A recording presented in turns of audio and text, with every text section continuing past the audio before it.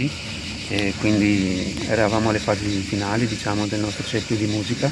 A quel punto ci siamo alzati, chi c'era, ed eravamo in una decina, siamo andati fuori e l'abbiamo cercato ovunque. Dove sono arrivati i controlli, siamo arrivati anche noi.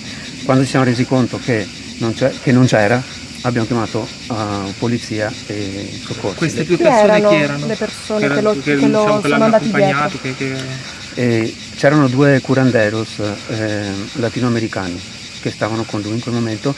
Tra l'altro sono persone diciamo che hanno tutti i requisiti per assistere delle persone in quel momento. C'erano anche altri, però adesso non saprei dirvi con precisione chi, anche perché so che tutto quello che dico poi può essere ripreso e queste quant'altro. due persone che lo hanno seguito fuori, Sì. lo avevano visto alterato e adesso queste due persone sono in Italia o non sono qui? Allora, alterato non è la parola giusta.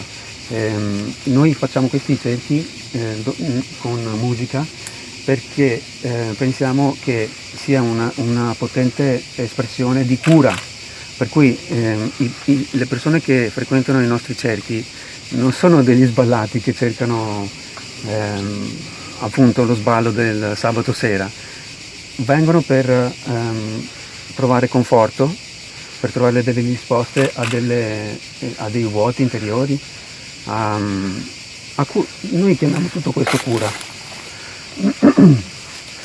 Quindi è possibile che ci siano stati dei momenti in cui Alex si sia sentito che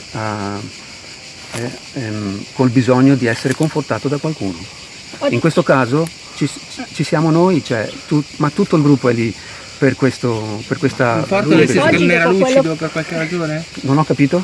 Non era lucido, era uscito perché non era lucido, perché esce dall'abbazia e due persone lo seguono, a un certo punto lo perdono di vista, non sanno più dove va. Perché erano le 3 di notte, c'era un fuoco fuori e come vi ho detto prima, il fuoco è come